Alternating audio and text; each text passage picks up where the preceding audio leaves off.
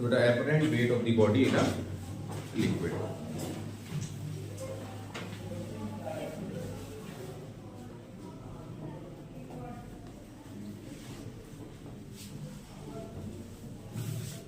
यदि किसी भी बॉडी को हम लिक्विड में इमर्ज कर दे तो अब इसकी बात उसमें क्या लगेगा, बाइंड फोर्स लगेगा। बाइंड फोर्स होने की वजह से जो वेट ऑफ दी बॉडी है वो क्या हो जाएगा, आपका डिक्रीज हो जाएगा। मान लेते हैं आपका ये एम है, तो अभी फोर्स कितना लग रहा था डाउनवर्ड डायरेक्शन में, एम जी। अब कितना आपका जो आपका वेट है वो डिक्रीज हो जाएगा, किस अमाउंट से, जितना उस पर बाइंड फोर्स लग जाएगा। तो what is the loss in the weight of the body, ये हम बोले apparent weight of the body. तो apparent weight is equals to mg minus buoyant force. mg क्या हो गया आपका, density into volume. Completely immerse मान लेते हैं तो आपका डेंसिटी कितना हो जाएगा, सॉलिड की डेंसिटी मान लेते हैं rho S into V into G minus rho liquid. If आपका कंप्लीटली इमर्ज नहीं होगा तो हम यहाँ पर क्या लिख देंगे, वी आई लिख देंगे, weight of the liquid displaced by the immerse part of the body. तो ये हमारा क्या होगा, rho S minus rho L टू वी इंटू जी। तो देखो हम मान लेते हैं कि बॉडी को वाटर में इमर्ज करते हैं। जब भी वाटर में इमर्ज करते हैं तो डेंसिटी की जगह हमारा रिलेटिव डेंसिटी आ जाएगा। रिलेटिव डेंसिटी क्या होती है बताओ, density of the substance with respect to density of the water at 4 degrees Celsius.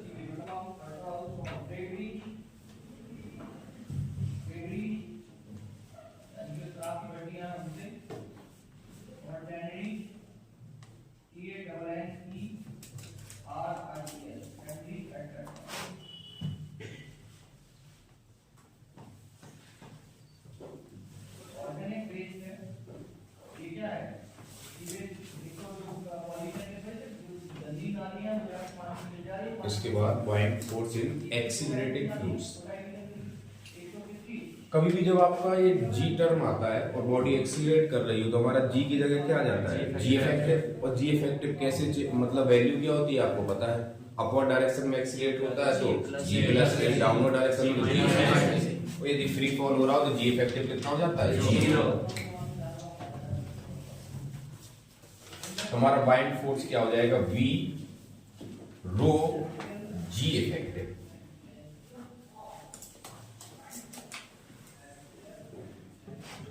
Accelerating fluids में buoyant force is V rho G effective. यहां पर रो किसका रहेगा, लिक्विड, हमेशा लिक्विड का। ये बात आपको ध्यान रखनी है।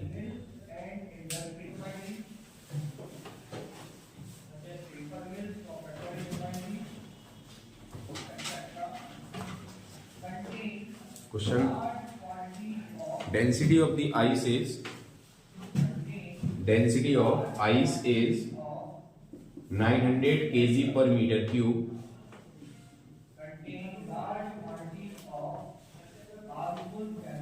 Full stop. A piece of ice is floating in water. A piece of ice is floating in water. Water की डेंसिटी आपको पता ही है, full stop. Find the fraction of volume of peace outside the water.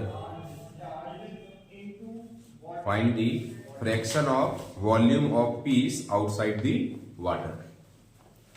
Float कर रहा है, float करने की condition में आप क्या करोगे, सीधे आप buoyant force is equals to weight. Simple सी बात है, buoyant force is equals to weight. बात आता तो उसी से है ना, आप भूल जाओ तब, यदि आप भूल जाओ तो सिंपल सी बात है कि buoyant force is equals to weight of the body.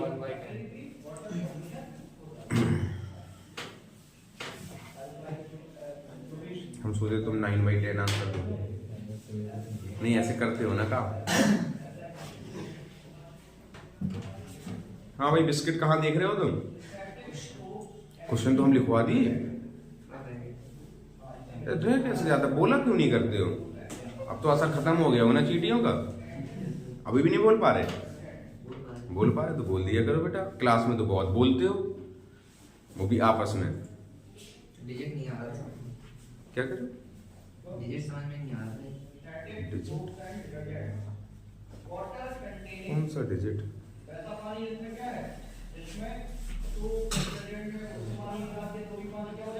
बेटा पढ़े लिखे हूँ जब तो समझ में आए। कुछ नहीं बेटा, चक्कर में ना पड़ो, फालतू की चीजें हैं ये। बहुत सही, वेरी गुड। उल्टा लिख दिया था पहले तो, वो सही है, उसको 1 से माइनस कर देंगे। वो सही है, उसे 1 से माइनस कर देंगे। पहले तो ये मस्ट का ही फ्रैक्शन आना था। एमर्ज का वो आएगा ना। अरे बहुत सही, वेरी गुड बेटा, सही कर रहे हो, करो। कहाँ बेटा? इधर हो गया सॉल्व? कितना आया? 10/9। अंदर का है बाहर। और तो ज्यादा कैसे हो जाएगा? इमर्ज इमर्ज भी ज्यादा, 10/9 का मतलब ग्रेटर देन 1 हो गया, जितना वॉल्यूम उससे ज्यादा इमर्ज हो जाएगा। तो मैं पानी में डूबूं तो तुमसे ज्यादा डूब जाओगे। हमने कहा हर 2 साल इतना बढ़ जाएगा तो 2 साल एक्स्ट्रा भी मतलब उसी में अंदर। कमाल की बात है, जब वॉल्यूम आपका फ्रैक्शन ऑफ वॉल्यूम इमर्ज भी निकाल रहे हो तो वो वॉल्यूम के बराबर ही तो मैक्सिमम हो सकता है कि पूरा का पूरा आपका अंदर हो। ज्यादा कैसे हो सकता है, या तो कम होगा। तुम क्यों उसको करने दो। मैंने आपको सिंपल सी बात बोली थी कि फ्लोट कर रहा है तो जो बाइंड फोर्स है वो वेट ऑफ द बॉडी के इक्वल होगा। बाइंड फोर्स किस क्या होता है? V rho G, V density of the, यहां पर डेंसिटी क्या? वाटर इंटू G, यहां पर density of the ice into V into G। ये कंप्लीट वॉल्यूम हो जाएगा। यहां पर G से G कैंसिल आउट हो गया, हमसे VI अपॉन V, ये हो गया fraction of the volume immersed in the water. Rho ice upon rho water, ice की डेंसिटी गिवन है 900, वाटर की गिवन है 1000, तो कितना आपका इमर्ज्ड है? 9/10। तो कितना इन्होंने पूछा था क्वेश्चन में, कितना आपका फ्रैक्शन आउटसाइड है, तो आउटसाइड कितना हो जाएगा हमारा? 1 - 9/10। तो आंसर इज 1/10 और 0.1।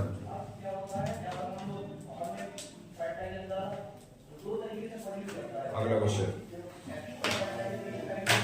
इतने सिंपल से क्वेश्चन को नहीं कर पा रहे, पढ़ नहीं रहे हो बिल्कुल भी, क्यों?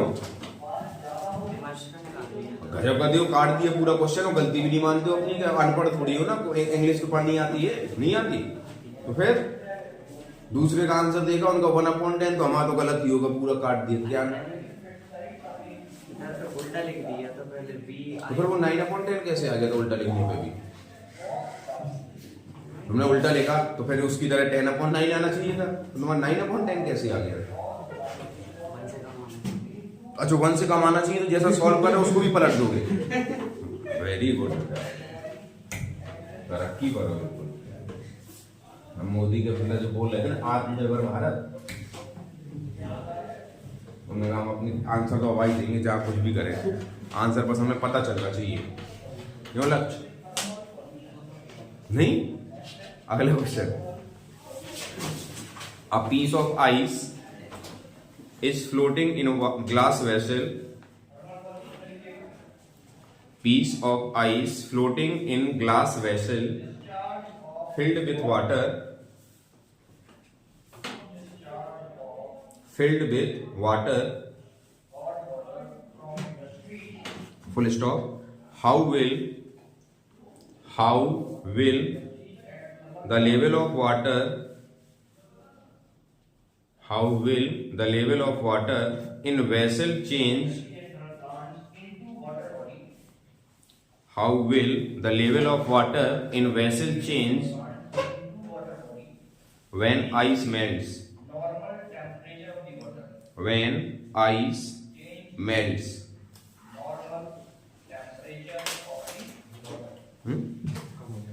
कम हो जाएगा। पहले देखो क्वेश्चन पढ़ो, इन्होंने क्या बोला है कि piece of ice is floating in glass vessel filled with water. तो मान लेते हैं कि m is the mass of the ice piece, ये फ्लोट कर रहा है। तो ये बताओ फ्लोट करने का मतलब क्या हो गया कि जो बाइंड फोर्स है it will be equals to the weight of the ice piece.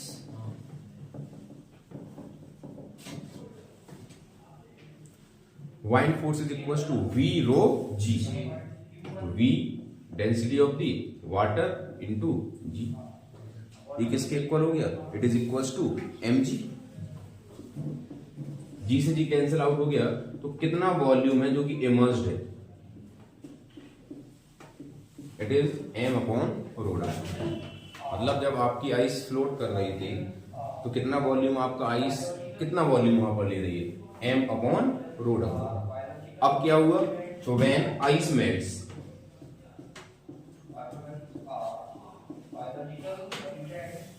Ice आपकी मेल्ट हो गई, तो अब मान लेते हैं आइस यदि मेल्ट हो गई तो इसने कितना वॉल्यूम ऑक्यूपाई किया? V। आइस यदि हमारी मेल्ट हो गई तो इसने कितना वॉल्यूम ऑक्यूपाई किया? V। Volume is equals to mass upon density. Ice का मास कितना था? क्योंकि किस में आपकी कन्वर्ट हुई है? वाटर में कन्वर्ट हुई है, तो ये वाटर की डेंसिटी क्या होगी? रो w। तो ये बताओ इसने पहले कितना वॉल्यूम लिया था? m upon rho w। पहले वॉल्यूम कितना इसने इमर्ज था, तो कितना वॉल्यूम था हमारा? m upon density of the water.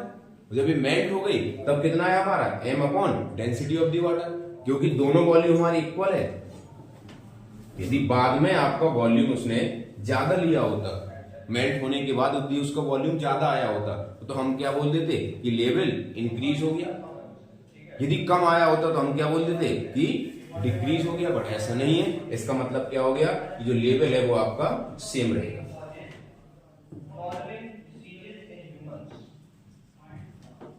देखो फिर इसी टाइप का अगला क्वेश्चन चलेगा। देखो a piece of ice having a stone frozen in it, a piece of ice having a stone frozen in it floats in a glass vessel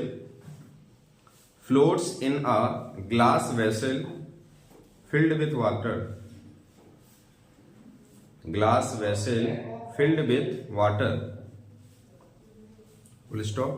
How will the level of water in vessel change